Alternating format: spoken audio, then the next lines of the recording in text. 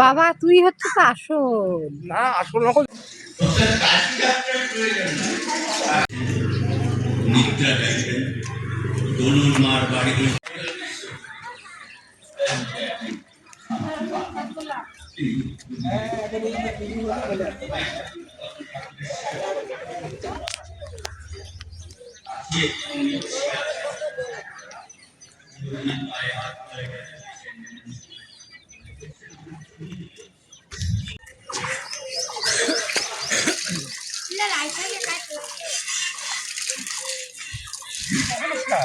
এই তো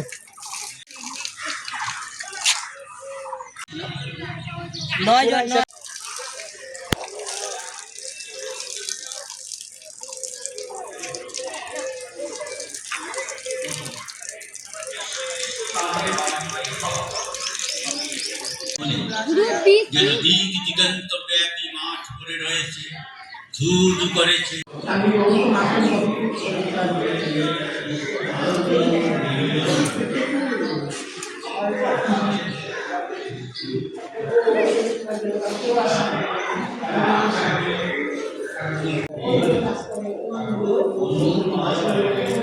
শ্রীযুক্ত নন্দবাসুর বাড়িতে ছিলেন, ততক্ষণ ব্রাহ্মণী ঘর বাহির করিতেছেন, কখন তিনি আসবেন।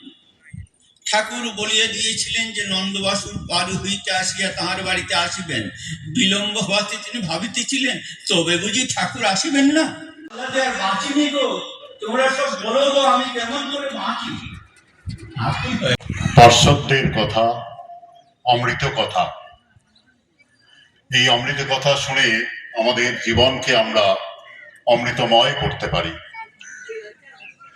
বৃন্দাবনে আজি মুরলী বাজে প্রেম, বৃন্দাবনে নবয়নুরাগিনী শ্যাম সোহাগিনী, নবয়নুরাগে মনের গাবো রাম কৃষ্ণ নাম, শ্রীরাম কৃষ্ণ নাম, শ্রীরাম কৃষ্ণ নাম। অন্তরে যতনে রাখো মনের গাবো নাম, অন্তরে যতনে রাখো মনের গাবো নাম। দীন কাঙালের ধাম রাম কৃষ্ণ। রক্তদান করতে চান আপনারা অতি সত্বর যোগাযোগ করবেন। আমাদের রক্তদান শিবিরের স্বেচ্ছাসেবক যারা রয়েছেন, ডাক্তারবাবুরা, তারা প্রস্তুত আছেন, আপনারা অবশ্যই যোগাযোগ করবেন। এছাড়া চক্ষু পরীক্ষা শিবির সেটাও শুরু হয়েছে। যারা চক্ষু পরীক্ষা করতে চান আপনারা অবশ্যই এসে যোগাযোগ করুন। এছাড়া জল ছত্র শুরু হয়েছে Terai tea garden workers and labours welfare সোসাইটির পক্ষ থেকে। হেলথ ড্রিঙ্ক প্রত্যেকের জন্য দেওয়া হচ্ছে। আমাদের এই মঞ্চের ডান দিকে সেই জলছত্র কাউন্টার রয়েছে, সেখান থেকে মহাশয় তাকে আমরা মঞ্চে আহ্বান জানাচ্ছি। তা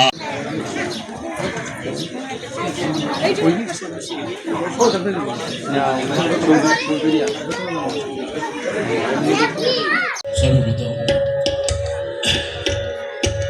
যার অসীম দয়ায় ঠাকুর মা স্বামীজি এই মুহূর্তে আমরা সবাই উপস্থিত হতে পেরেছি। শ্রী ভগবানের অসীম কৃপা না থাকলে হতো না, কারণ নিমেষের মধ্যে সব তল্পা। এই যে যুদ্ধ হচ্ছে, শত শত হাজার হাজার লোক নিমেষের মধ্যে মারা যাচ্ছে। তো অসীম কৃপা করে এই মূর্তি নিয়ে এসছেন ঠাকুর মা স্বামীজি। আর ঠাকুরের ভক্তরা যারা রয়েছেন তাদের সকলকে আমার অন্তরতম স্থল থেকে প্রণাম জানাচ্ছি। আর মঞ্চে উপস্থিত পূজনীয় সকল মহারাজদেরও যথাযোগ্য নমস্কার প্রণাম করছি।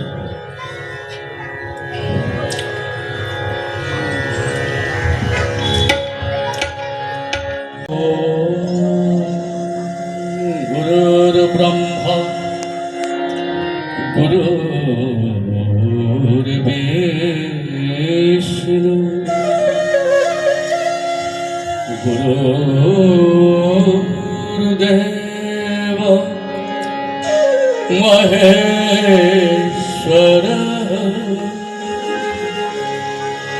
গুরুরেব পরম ব্রহ্ম তস্मै শ্রী গুরবে নমঃ।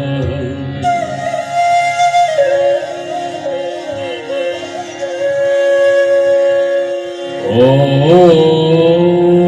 निरञ्जनं नित्यं अनन्तरूपं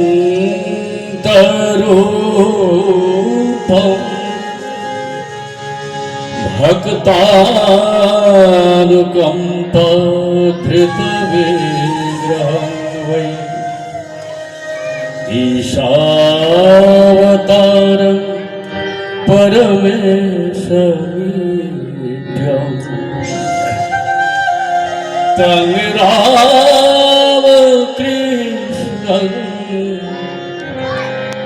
शिरसा नमामि।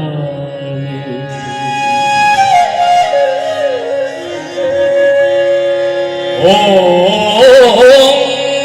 यथाग्निर्दाहिका शक्ति रामकृष्णे स्थिता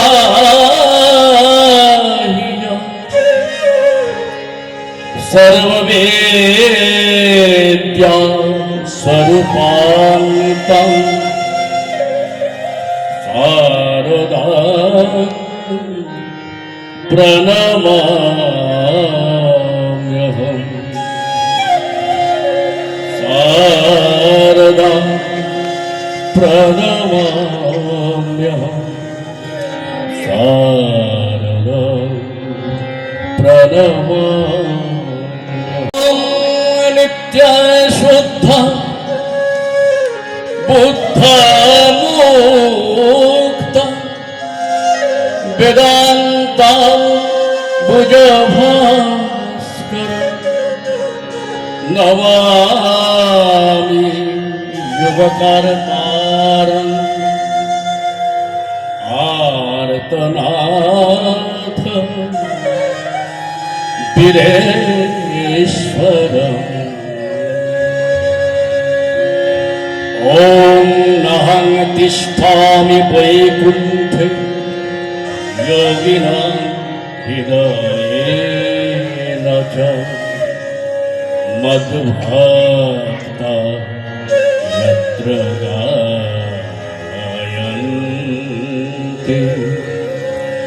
तत्र तिष्ठामि ना। ॐ शान्ति ॐ शान्ति। हरिः ओम् तत्सत्।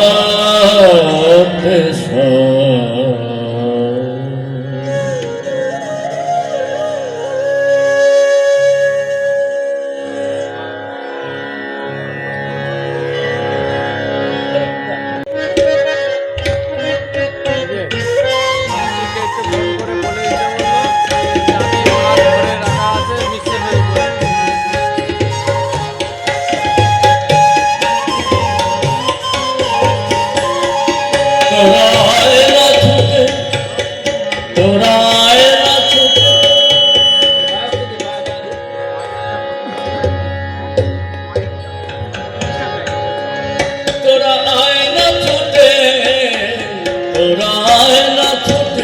ভবের মুটে হাসিয়ে দেনা মাথার ভার, হাসিয়ে দেনা মাথার ভার, উঠলেছে প্রেম পারাবার, উঠলেছে প্রেম পারাবার।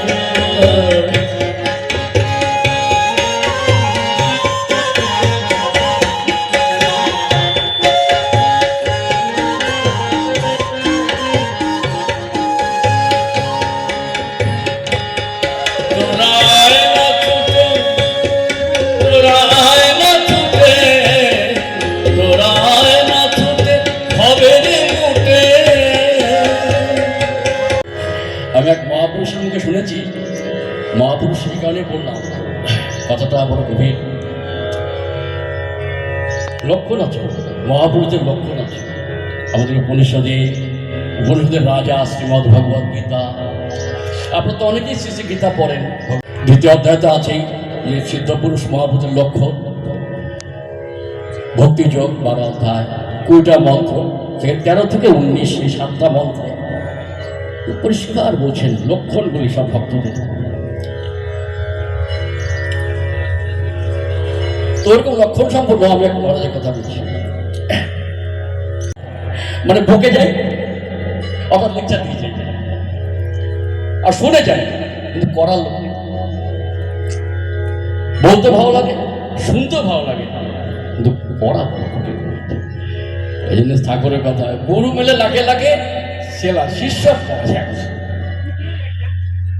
An ounce of practice is greater than tons of theory. ওই একটা ট্যাবলেটে যা কাজ করবে, ওই ট্যাবলেট গুণাগুণ হাজার বছর বললো লাভ নাই, কিছু করতে হবে। তো এই গানটা মহাত্মা দেবেন্দ্রনাথ মজুমদার লেখা, যিনি ওই ভবসাগর লিখেছেন, গুরুবন্দনা।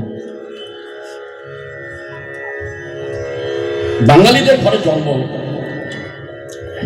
এই গুরুবন্দনা ভবসাগরও শোনেনি এমন মানুষ পাওয়া মুশকিল। এই গানটা তার তুমি নির্মল করো মঙ্গল করে শোনেনি এরকম মানুষ পাওয়া যায় না। তো গুরুবন্দনার ভিতরে আছে মনোবার অনুশাস অঙ্কুশ হে নর ত্রাণ তরে হরি চাক্ষুষে গুণগান পরায়ণ দেবগণে, গুণগান পরায়ণ। এই মহাবিশ্বের দেবতারাও যিনি পরম ধন, তার মহিমা কীর্তন করছেন গুণগান পরায়ণ। এই বন্দনের শেষের দিকে তব নাম সদা শুভ সাদ কহে পতিতা ধম্মার পাব কহে মহিমা তব গোচর শুদ্ধ মনে গুরুদেব। মহিমা ভগবানের দয়া, ভগবানের করুণা, তো ওই ভক্তরা না বলে পারে না। এই গানটার মুখ্য কথা হচ্ছে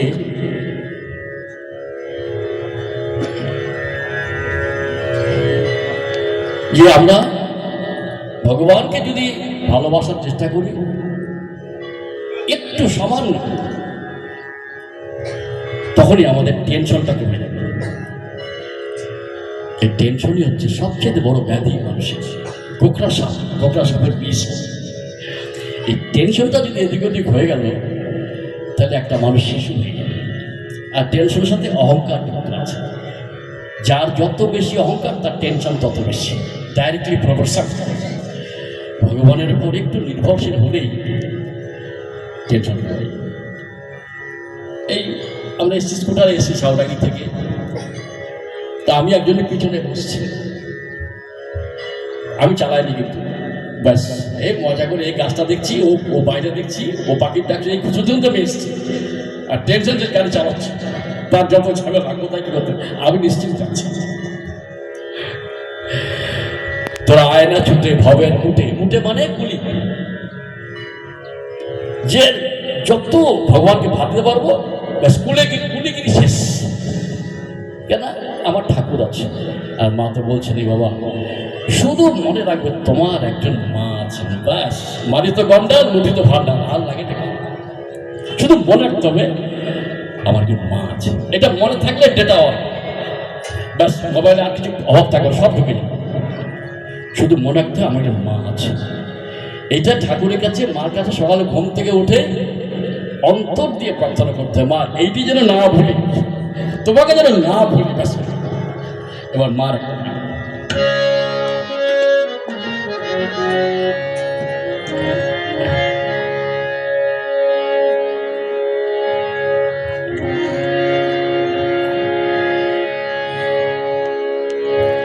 তোমারি তুলনা তুমি ছাড়া না। স্বামীজি বলছিলেন, স্বামী বিবেকানন্দ মহারাজ শেষী মাকে বলছিলেন, মা আমার মতো বিবেকানন্দ কালে অনেক জন্মাবে, কিন্তু তোমার মতো আর একটু বাবা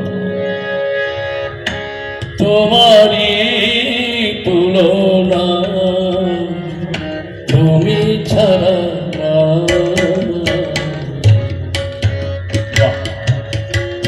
বাবু তোমারই তুলনা তুমি ছাড়া না, তোমারই তুলনা তুমি ছাড়া না। কে বুঝিবে মাগো তোমার মহিমা, কে বুঝিবে মাগো তোমার মহিমা, তুমি না বুঝাইলে কারো সাধ্য না।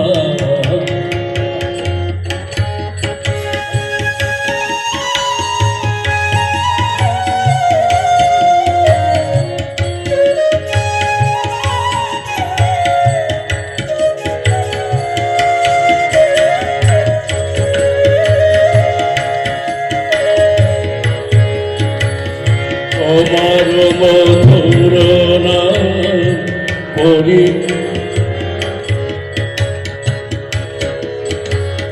তোমারি তুলনা তুমি ছাড়া না।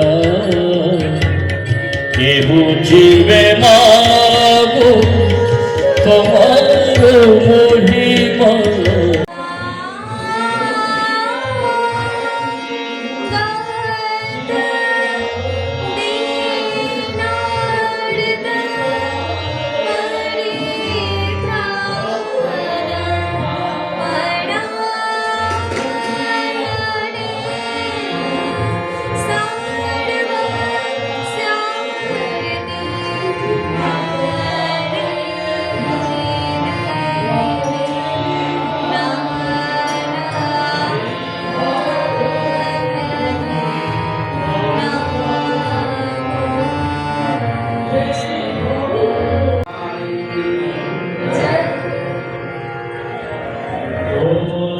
গাওয়াই তো মানুষের জীবন উদ্দেশ্য, এই যে থাকা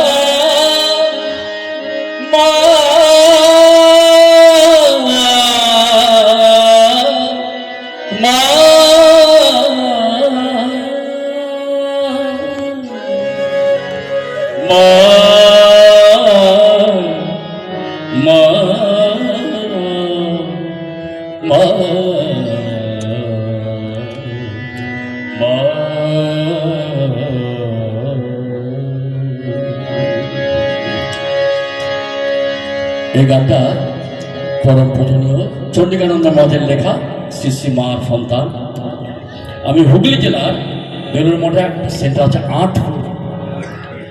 আমি ৯৬ সাল থেকে ৯৯ এই ৩ বছর শ্রী শ্রী ঠাকুরের অসীম দয়া থাকার সৌভাগ্য হয়েছিল।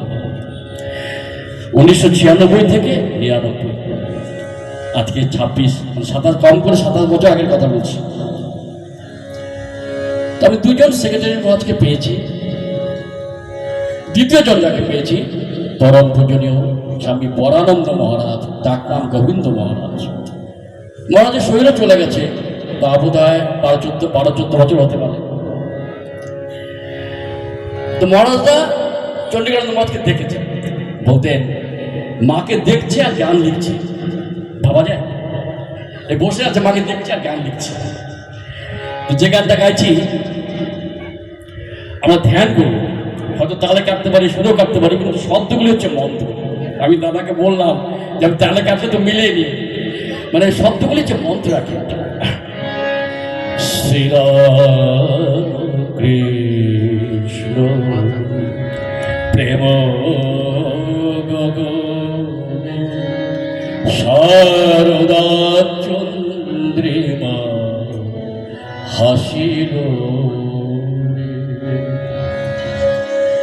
শ্রীরাম কৃষ্ণ প্রেম শারদা চন্দ্রিমা হাসিল শারদা চন্দ্রিমা হাসিল রূপের স্নেহ চোখা পুলকে ভাসিল রে রূপের স্নেহ চোখা পুলকে ভাসিল রে শ্রীরাম কৃষ্ণ প্রেম শারদা চন্দ্রিমা হাসিল রে।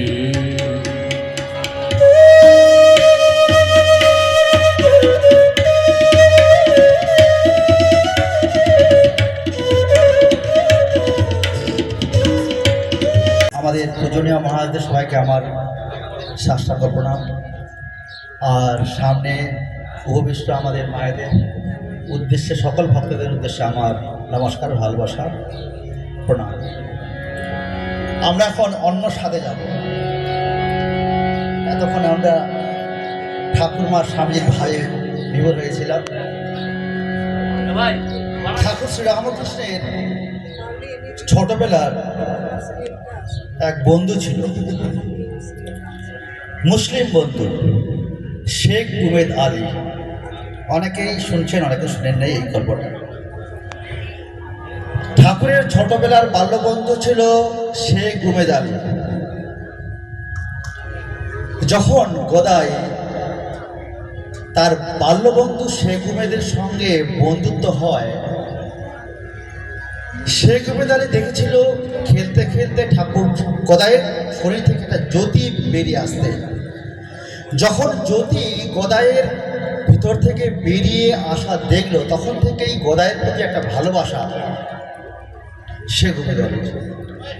খেলতে খেলতে একদিন গদাই তার বন্ধুকে বলছে, হ্যাঁ রে শেখ উমেদ, তোদের পীরের গান শোনার বড় ইচ্ছা আমার।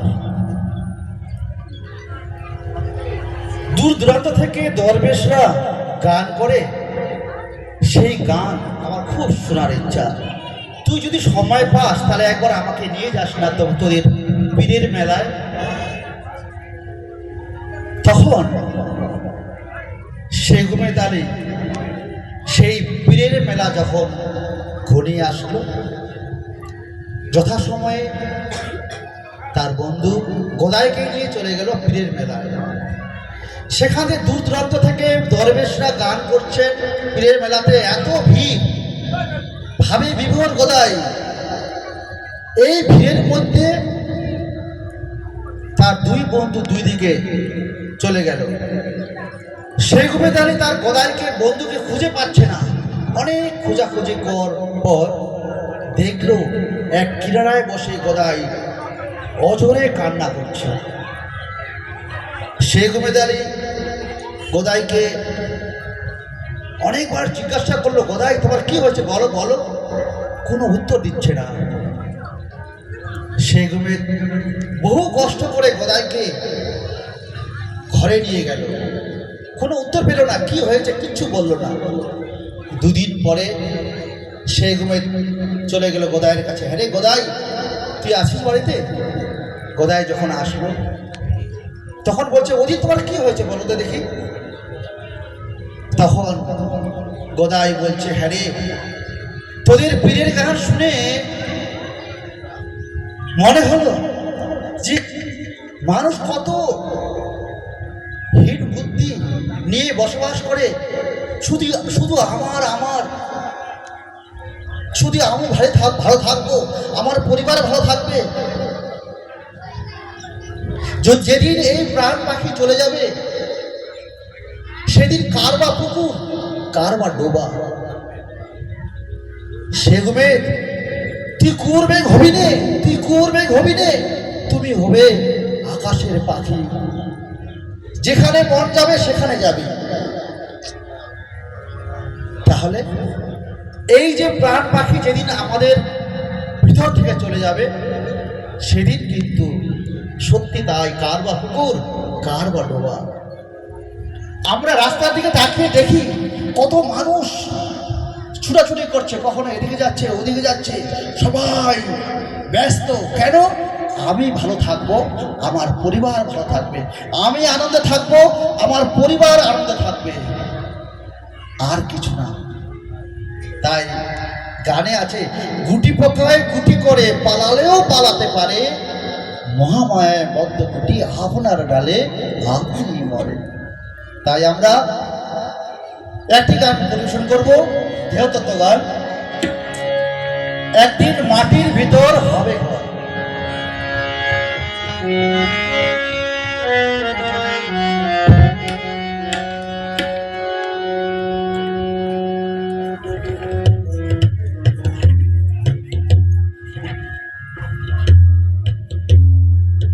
মাটির ভিতরে হবে ঘর রে মন আমার, কেন বন্ধ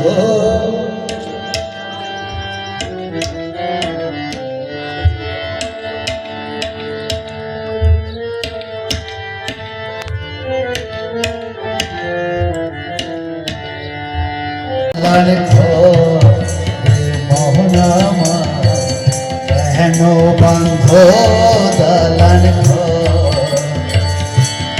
একদিন মাটির ভিতরে হবে ঘর রে মন আমার, কেন বন্ধ দালান ঘর রে মোহন আমার, কেন বন্ধ দালান ঘর।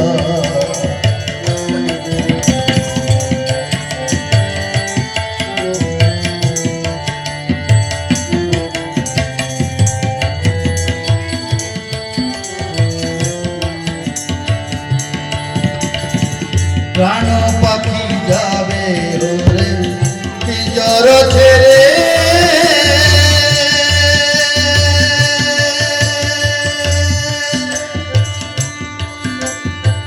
ধরা ধামে সবই রবে, তুমি যাবে চলে।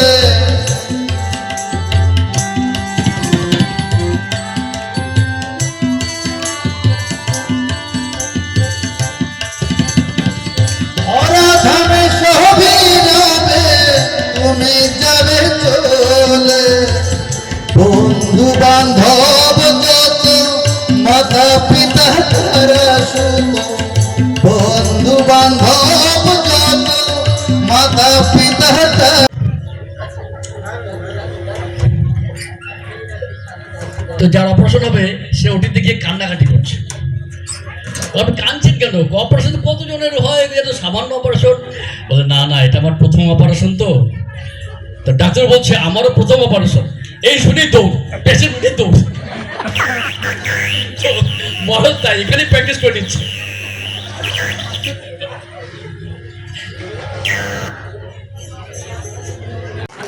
আমাদের গৌতম মহারাজ সবাই একটু উলুধ্বনি দেবেন।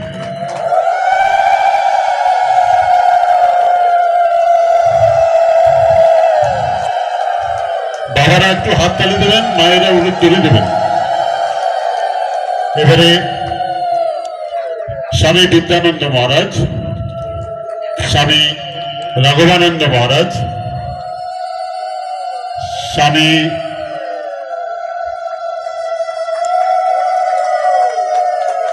রাঘবানন্দজি মহারাজ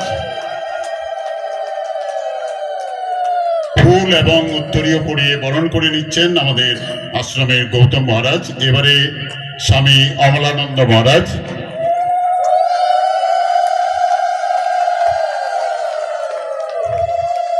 এবারে জীবন মহারাজ, জীবনানন্দ মহারাজ একটু আগে গান করলেন।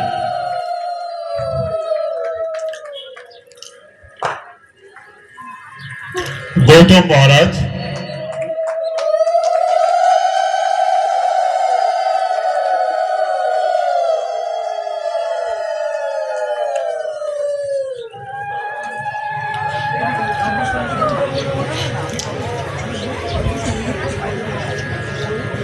আমাদের মঞ্চে উপস্থিত হয়েছেন তপন মহারাজ,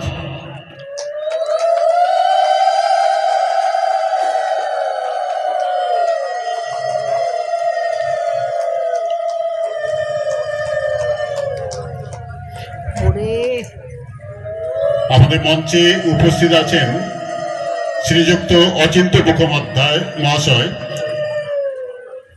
তাকে পুষ্পস্তবক দিয়ে বরণ করে নিচ্ছেন আমাদের রামকৃষ্ণ বেদান্ত আশ্রমের গৌতম মহারাজ।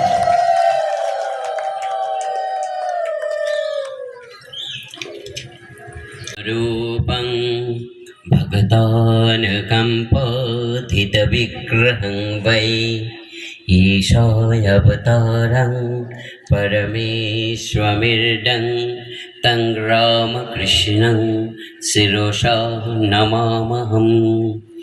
মা শারদা, স্বামী বিবেকানন্দ, স্বামী অভেদানন্দ, তার সন্তানদের অর্থাৎ প্রত্যেক জীবকে সাথে করে তিনি লীলা ভূমিতে এই জগতে অবতীর্ণ হয়েছেন।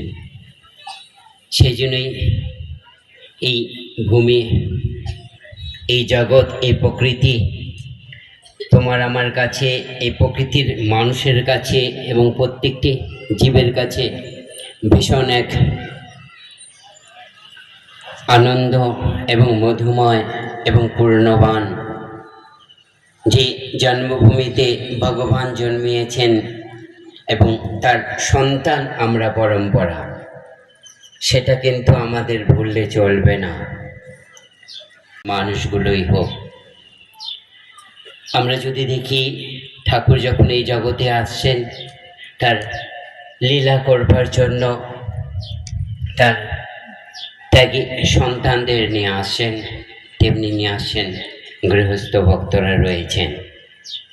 বিবেকানন্দ অভেদানন্দ যেমন রয়েছেন, তেমনি পরম্পরা আমরা যদি দেখি, এই যে রামকৃষ্ণ বেদান্ত মঠ, এই রামকৃষ্ণ বেদান্ত মঠ, রামকৃষ্ণ বেদান্ত আশ্রম, এই দুটোর প্রতিষ্ঠাই হচ্ছেন স্বামী অভেদানন্দ। এই অভেদানন্দ জীবন হয়ে আসছে।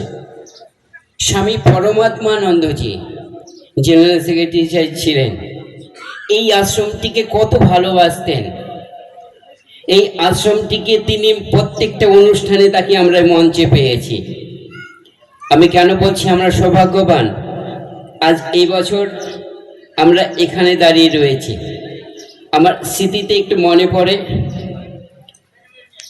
2003, তখন আমি এই আশ্রমে রয়েছি। কিন্তু 2003-এ এই আশ্রমের মঞ্চটি কোথায় হয়েছিল, কয়েকজন মানুষের বোধহয় একটু স্মৃতিতে থাকবে।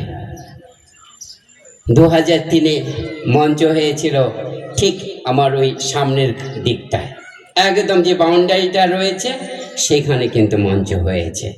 নিত্যানন্দজি, তাই না? আমরা তাকে স্বপন মহারাজ বলতাম।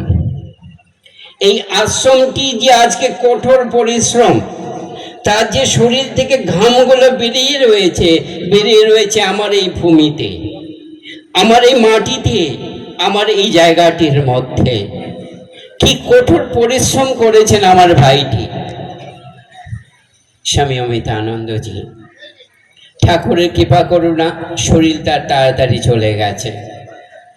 আমি তো খুব আশা করেছিলাম আমার ভাইকে নিয়ে, আমার ভাই আশ্রমে থাকবে, আমি শিলিগুড়ি আশ্রমে, আমরা এবং বিদ্যানন্দজি কলকাতায়। তো আমরা আমাদের মতন করে এই আশ্রমগুলোর পরবর্তী জেনারেশন তো আমরা তো এইভাবে আগিয়ে যাবে। কিন্তু স্বামী অমিতানন্দজির সব কিছু আমাদের দিয়ে গেল, মানুষটি কিন্তু আজ আমাদের কাছে নেই, কিন্তু তাকে আজ পর্যন্ত কিন্তু আমরা বলতে পারবো না। আচ্ছা, জি বাবু রয়েছেন, কত ভালোবাসার মানুষ ছিল অমিতানন্দজি। ঘরে যাব, ক্ষুদিরাম কি বলছে, তোমার সেবা করবার মতন আমার কিছু নাই। কারণ দেড়গ্রাম থেকে তাকে চলে আসতে হয়েছে, তো কারণ 150 বিঘা জমি তখন ছাড়তে হয়েছে। বাবু, কত মানুষটি এই ধরনের হলে ক্ষুদিরামকে ভাবতে হবে কি ধরনের মানুষ ছিলেন। মিথ্যা সাক্ষী দিতে পারবে না বলে নিজের সম্পূর্ণ সম্পত্তিকে ছেড়ে দিয়ে আমার ছেলে মেয়ে কি খাবে একেবারও চিন্তা করেনি, স্ত্রীকে সাথে নিয়ে তিনি চলে আসলেন কামারপুকুর গ্রামে। বাবা যায় তো রঘুবীরের তো কৃপা যে তার বন্ধু তাকে কিছু ছটাক জমি দিয়েছে, এটা তো ভগবানের কৃপা।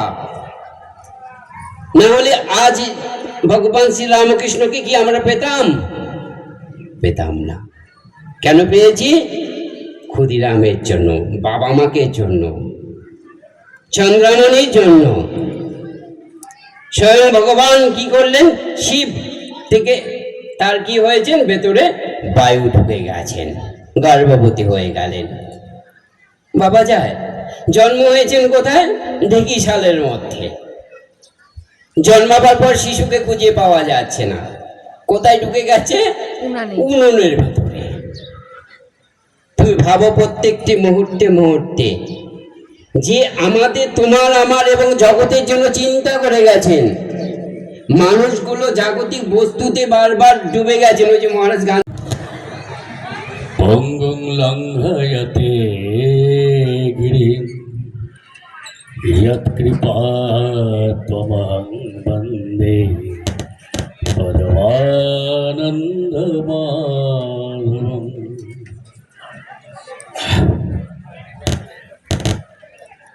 তদ্দিনাং দুর্দিনাং মন্যে মেঘাচ্ছন্নং নাদুদিনাং। তদ্দিনাং দুর্দিনাং यद्दिनां हरिकथा संलाप पीयूष वर्धिताम्।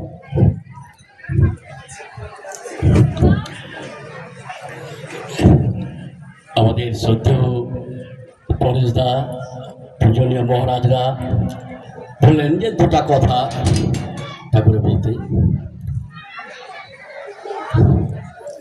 ভগবান এই জিহ্বা এই জন্য দিয়েছেন, ভগবানের কথা বলার জন্যই দিয়েছে।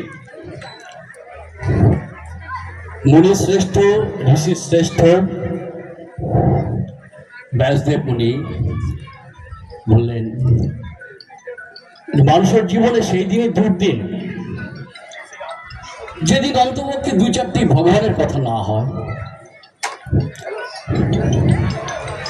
আমরা ভাবি প্রাকৃতিক দুর্যোগ, সুনামি প্রতিদিনই পৃথিবীতে কোথাও না কোথাও লেগেই আছে। আর এখন তো যা যাচ্ছে বর্তমান বিশ্বে আপনারা সবাই জানেন। কিন্তু সূক্ষ্মভাবে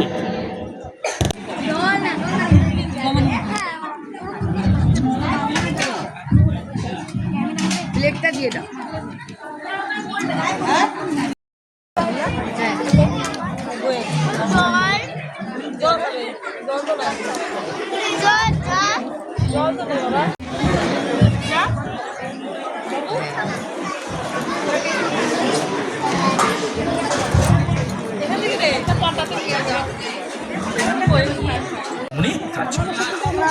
এ আর কি করলো, 5টা সাধন করে দেখিয়েছে, কিন্তু তোমাকে জীবগুলিকে রক্ষা করতে হবে।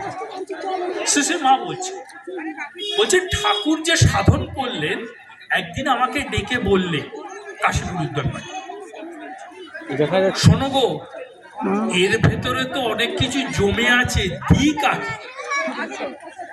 মা আস্তে আস্তে বললেন, কেন নরে, আর তোমার সব ত্যাগীরা? বলছে না গো, এতটা হবে না। মানে চিন্তা করো, স্বয়ং ভগবানের বস্তু, এগুলো আমি তোমার কাছে গচ্ছিত রাখছি। মা, হ্যাঁ গো। ও তাহলে এইটা শুনেই আমরা চলি বাগবাজারে। জানেন কি বলবো, ওইসব জায়গাগুলোই তো ওনাদের লীলাস্থল। কিরণ দত্ত, এটা পড়বেন, পড়লেই জানতে পারবেন। ওদের কাশিতে বাড়ি আছে, লক্ষ্মী নিবাস, ওখানে অনেক লীলা আছে। তো কিরণ দত্তের বাড়িতে একদিন একটা হচ্ছে, ওর নাম কি বলে, কীর্তন। মাকে নিয়ে গেছে। এবারে যতীন মিত্তির বলে একজন নন প্রফেশনাল কীর্তনিয়া, হ্যাঁ, সে খুব ভালো কীর্তন গায়। মাথুর গিয়ে উঠে যাচ্ছে। মাথুর মানে কি জানেন তো? বিয়োগের কীর্তন, শোকের কীর্তন। হ্যাঁ, মা বললে, বাবা মাথুর গিয়ে উঠে যেও না, একটা মিলনের গান গাও। তো মিলনের গান গাইলেন, এবং সেই গান শুনতে শুনতে মা সমাধিস্থ। মায়ের সমাধি কিন্তু জগতে কেউ দেখেনি, খুব কম দেখেছে। এই আশুমিত্তির দেখেছে, ইত্যাদি। তো গোলাপ মা সঙ্গে ছিলেন।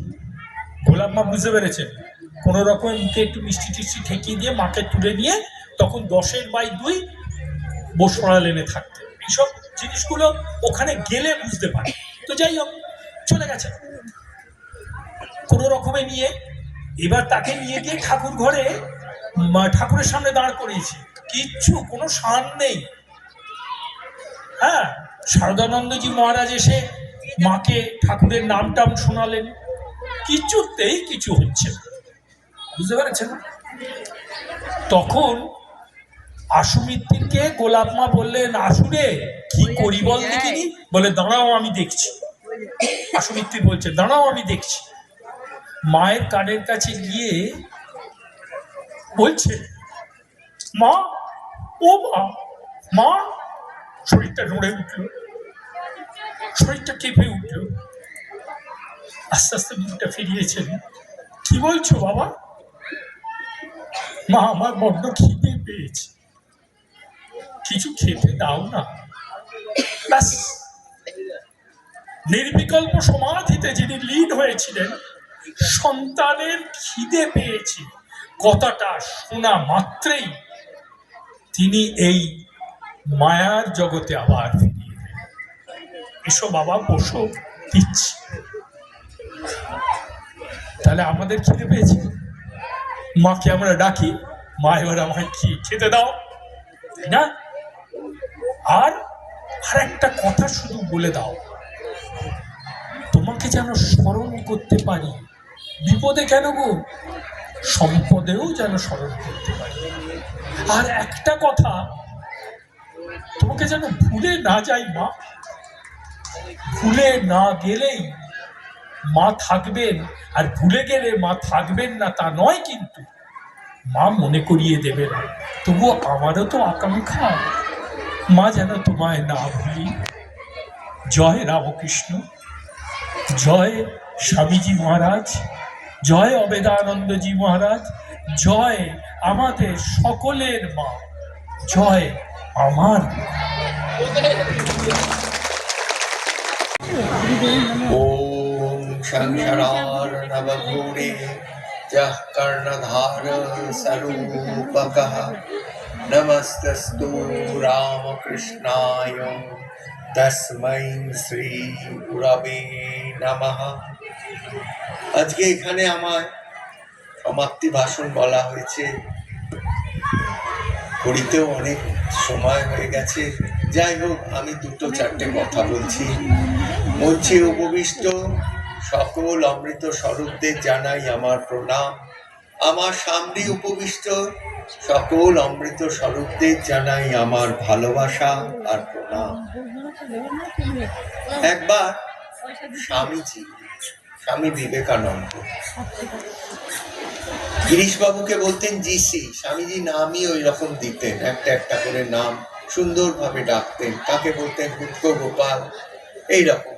তা বলছেন জিসি তুমি একটা ঠাকুরের জীবনী লেখো। কেন, গিরিশবাবু সুন্দর লিখতে পারতেন, আপনারা তো জানেন। গিরিশবাবুর বইগুলো মঞ্চস্থ হয়েছে, প্রত্যেকটা বই একদম খুব সুন্দরভাবে মঞ্চস্থ হয়েছে এবং লোকের হাতে হাতে ঘুরত তার বইগুলো। তা বলছে আপনি একটা ঠাকুরের জীবনী লিখুন। বস্তুত গিরিশবাবু কিন্তু লিখতেন না, জানেন তো। গিরিশবাবুর গণেশ থাকতো, যেমন গিরিশবাবু বলে যেতেন, সেই যিনি বসে থাকতেন ক্ষিপ্রলিপিকা তিনি লিখে যেতেন। যাই হোক, গিরিশবাবু বলছেন দেখো নরেন, তুমি আমায় ওই অনুরোধ করো না, আমি ঠাকুরের জীবনী লিখতে পারবো না। আমি কি শিব গড়তে বাঁদর গড়বো, এইরকম কিন্তু বলেছেন। কেন বলেছেন? ঠাকুর হচ্ছেন অবাং মনস গোচরম। তিনি জাত ইব, মনে হয় যেন জন্মেছেন, বস্তুত জন্মাননি, তিনি অজনী সম্ভবা, তাই না? অবাং মনস গোচরম, বাক্য দিয়ে তাকে প্রকাশ করা যাবে না, মন দিয়ে তাকে বোঝানো অনুভব করা যাবে না। সে কারুর দোষ দেখো না বাবা, জগৎ তোমার আপনার, দোষ দেখবে নিজে, তাই না? মা কি সুন্দর সাধন দিলেন দেখুন তো। এর জন্য আমাদের আসন পেতে বসতে হবে না, মন্দিরে যেতে হবে না, মসজিদে যেতে হবে না, চার্চে যেতে হবে না, কোথাও যেতে হবে না। কারো যেন দোষ না দেখি। যেদিন আমরা কারো দোষ দেখতে পাবো না, সেদিন কি সকলের তো গুণ দেখবো, তাই না? সকলকে আমরা ভালো করে নেবো। যার গুণ দেখি দেখবেন আমরা তাদের কাছে যাই, দেখবেন যার সঙ্গে গুণ দেখি সেই গুণ, যাদের সঙ্গে গুণ দেখি তাদের কাছে যাই, জান না? যাদের দোষ দেখি তাদের থেকে আমরা দূরে চলে যাই। তার মানে প্রকারান্তরে কি, তাদের কাছে চলে যাব, জগতের প্রত্যেকের কাছে চলে যাব। আর সময় বেশি নেই, এখানেই মা ঠাকুর স্বামীজির কথা চিন্তা করব। আর ছোট্ট করে একটু ধন্যবাদ দিয়ে দিই। কেন, ধন্যবাদ না দিলে অনুষ্ঠানটা সম্পূর্ণ হয় না। এই জানেন তো, খাবার দেয়া হয়ে গেলে যেমন সেই পান দেয়, আজকাল তো পান দেয় না, ওই পান মশলা দেয়, এই জন্যে ধন্যবাদ দিয়ে দিই। সকাল থেকে অনুষ্ঠান যারা হচ্ছে, প্রভাত ফেরি থেকে শুরু করে রক্তদান করেছে, তাদেরও ধন্যবাদ দিচ্ছি। কেন, তারা শ্রেষ্ঠ দান করেছে। তারপরে এখানে প্রত্যেক মহাত্মাদের আমি ধন্যবাদ দিচ্ছি। কেন, তারা আমাদের পরমার্থিক পথের দিকে নিয়ে গেছে, এই জন্যে তাদের আমি ধন্যবাদ দিচ্ছি। আর সবার অলক্ষ্যে যারা কাজ করছে তাদের ধন্যবাদ দিচ্ছি। আর আমার সামনে যে বসে আছে অমৃত স্বরূপরা, তাদের তো ধন্যবাদ প্রথমে দিতে হবে। তারা এসছে বলেই আজকে এই অনুষ্ঠান এত সুন্দর হয়েছে। আর একটা কথা বলছি, আপনারা এই আশ্রমে যেমন আসেন, প্রত্যেকটা অনুষ্ঠানে সহায়তা করেন, আমি একান্ত অনুরোধ করব আমাদের আশ্রমে আপনারা বরাবর আসবেন, প্রত্যেকটা কাজে সহায়তা করবেন। জয় রাম কৃষ্ণ, জয় মা, জয় স্বামীজি মহারাজ। নমস্কার, নমস্কার।